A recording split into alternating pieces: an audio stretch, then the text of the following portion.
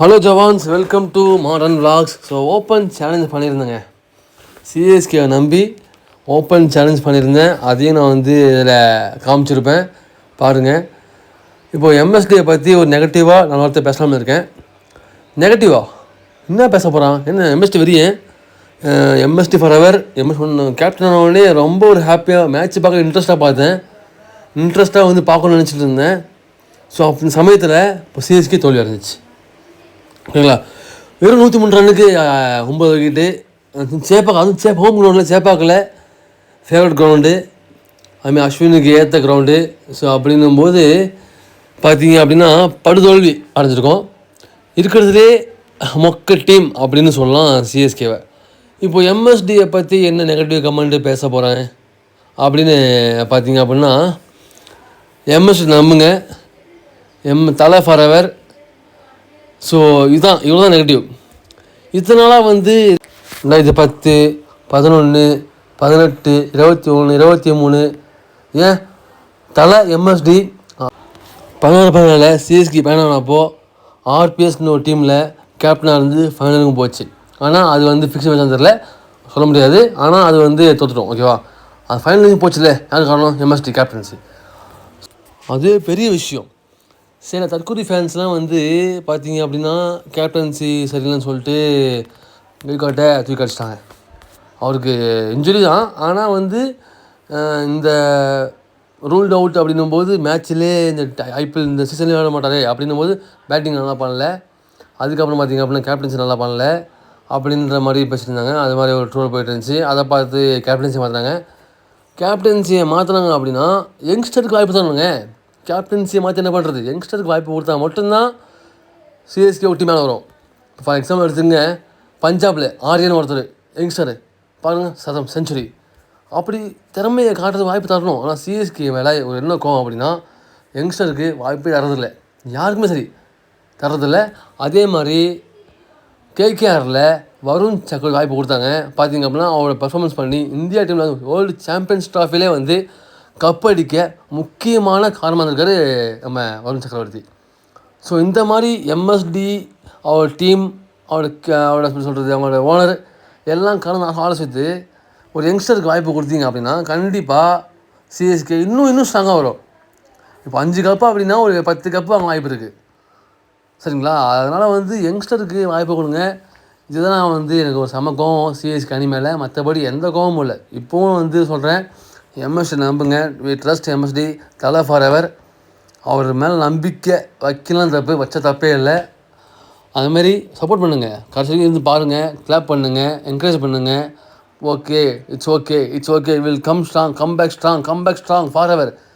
5 cup அடிச்ச டீமுங்க, சாதாரண விஷயம் இல்லை. அதே மாதிரி எம்ஐ அப்படி தான், 5 கப் அடிச்ச டீம்.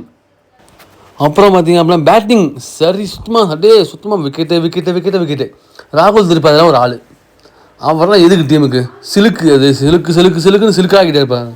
ஏங்க எதுக்கு அவர் டீமில்? ஜென்ரத்துக்கும் ஒருத்தர் டீமில் அடிக்கவும் மாட்டார், உட்கார கேட்கவும் மாட்டார். அப்படின்ற மாதிரி சிலுக்கு ஆட்டுறதுல ஒன்றும் ஒன்றும் பேட்டிங்கில் வந்து செயலை காணாம். ஒன்லி பாடி ஷேக்கிங் தான் செயல் இருக்குது, ஒன்றும் பேட்டிங்கில் செயலை காணாம். சும்மா 2 ஃபோன் அடிப்பார், அவ்வளோ முடிஞ்சுது. அதுவும் பவர் பிளேயில் அடித்தா பவர் பிளே அடிப்பார். ஏன்னா வந்து ஃபீல்ட்ரு அப்போ தான் இருக்க மாட்டாங்க. ஏன்னா ரெண்டே ஃபீல்ட்ரு தான், அவுட் சர்க்கிள் 2 ஃபீல்ட்ரு இருப்பாங்க. அப்படி தடுக்க முடியாது. பேக் அடிச்சா 4, சைட் அடிச்சா 4 அப்படியே போயிடுது. இப்போ பவர் பிளேக்கு அப்புறம் அடிக்கலாம் பார்த்தீங்களா, அவன் தான் பேட்ஸ்மேன். பவர் பிளேயில் வந்து பார்த்திங்கன்னா ஃப்ரெஷ்ஷாக இருப்பாங்க. அதுவும் நல்ல திறமை தான் வேணும், புரியுதுங்களா? அதாவது பவர் பிளே அடிக்கிறதும் ஒரு திறமை வேணும். ஏன்னா வந்து கரெக்டாக அடிக்கிறது, கேட்ச் ஃபீல்டிங் எடுத்துவாங்க, கேட்ச் போகும். அதுவும் பவர் தேவைன்னா வந்து அப்போ தான் வந்து நல்லா பவுல்ஸும் நல்லா ஃப்ரெஷ்ஷாக இருப்பாங்க, நல்லா ஃபாஸ்ட்டாக போடுவாங்க, தெம்பாக போடுவாங்க, நல்லா டெக்னிக்காக போடுவாங்க. மற்ற போக டயர்ட் ஆகிடுவாங்க. அந்த டயரில் வந்து அவங்க போட மாட்டாங்க. ஆனால் பவர் பிளேயில் அடிக்கும்போது தான் கொஞ்சம் பார்த்து அடிக்கணும், நிதானமாக ஆடணும். ஏன்னா ஸ்டார்டிங்கில் இருக்கிறது தான் அப்புறம் அவங்களுக்கே ப்ரெஷர், டீமுக்கு ப்ரெஷர் ஆகிடும், ஹோல் டீம் ப்ரெஷர் ஆகிடும். என்னடா அடிக்க மாட்டாங்கன்னு சொல்லிட்டு ஒரு 50 ரன் 60 நிமிஷம் வந்தாங்க அப்படின்னா நம்பிக்கை வந்துடும். ஓகே இருக்குது, நம்ம அடிக்கலாம்னு சொல்லிட்டு அடிக்கலாம். சரிங்களா?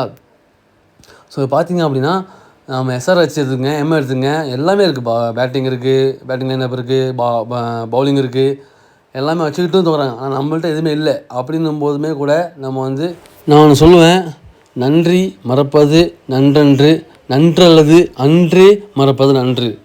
அதாவது ஒரு தீமைன்னும்போது அதை மறந்துட்டு ஒருத்தர் நல்லது பண்ணா அப்படின்னா அதை நினச்சி ஹாப்பியாக இருங்க, சந்தோஷமாக இருங்க. அதுமாதிரி 5 வருஷத்தில் அந்த ஒரு வருஷம் 2023 கப்பை வந்து அன்ஃபர்கெட்டபிள் மூமெண்ட், மெமோரிஸ், அது வந்து ஒரு ஹிஸ்ட்ரி, சரிங்களா? அப்படின்னும்போது நீங்கள் கவலையே பட வேண்டாம். தோனி இல்லைன்னா ஐபிஎல்லே இல்லை சொல்லுவானுங்க. உண்மை அதுதான். டிஆர்பிக்காக தோனியை வச்சுருக்காங்க, அதுதான் உண்மை, இல்லைன்னு சொல்லக்கூடாது. வந்து நாமே பேசணும் இல்லையா? அதுதான் உண்மை. தலை வந்து அவரால் முடியல அப்படியும் ஆடுறாரு அப்படின்னா அதுக்கு ஒரு காரணம் இருக்குது. ஐபிஎல் தான் அதுக்கு காரணமே. ஐபிஎல் இருக்கிறதுக்கு காரணம் தோனி தான் காரணமே. ஸோ அப்படின்னும் போது இன்னும் ஒரு மேபி 2 இயர்ஸ் அல்லது அடுத்த சீசன் ஆட வைப்பாங்க கண்டிப்பாக. அதுக்கான வாய்ப்பு இருக்குது. ஏன்னா இவ்வளோ தோல்வி செஞ்சுட்டு போக மாட்டாங்க. ஏன்னா கண்டிப்பாக வர்ற மேட்ச்லேயும் ப்ளே ஆஃப் போகிறது டவுட்டு தான்.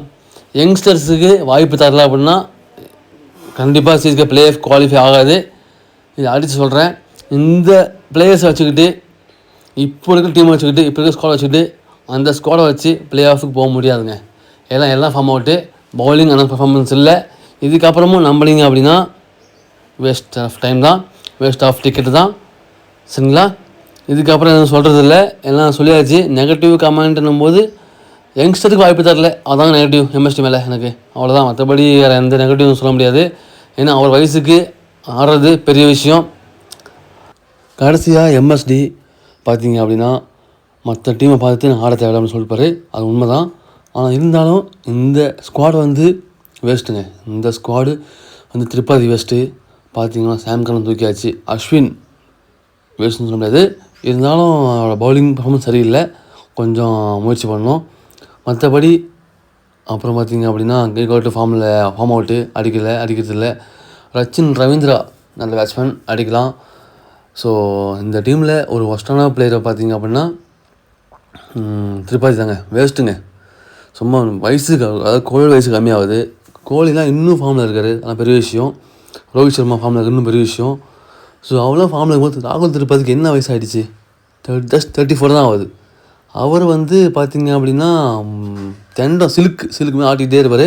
ஆனால் பேட்டில் ஆட மாட்டார், உடம்பு தான் ஆடுறாரு. பேட்டில் பால் படைய மாட்டேங்குது, பாலை மிஸ் பண்ணுறாரு. இது ஒரு பேட்ஸ்மேனுக்கு அழகே கிடையாது. பாலை மிஸ் பண்ணுற அளவுக்கு ஒரு பவுலர் மிஸ் பண்ணலாம், பாலை தப்பு இல்லை. ஒரு பாலை மிஸ் பண்ணுற அளவுக்கு ஒரு திரிபாதி ஒரு பேட்ஸ்மேனா எதுக்கு ஸ்குவாடில்? யங்ஸ்டருக்கு வாய்ப்பு தாங்க. யங்ஸ்டருக்கு வாய்ப்பு கொடுத்தா மட்டும்தான் சிஎஸ்கே அணி இன்னும் ஸ்ட்ராங்காகவும் we will come back forever. So அதனால் இது வர மேட்ச்லேயாவது யங்ஸ்டர்ஸுக்கு வாய்ப்பு கொடுத்து நம்ம டீமை இன்னும் ஸ்ட்ராங்காக பாருங்கள். ஸோ தேங்க்யூ, ஜெய்ஹிந்த். सब्सक्राइब करो, शेयर करो, थैंक यू।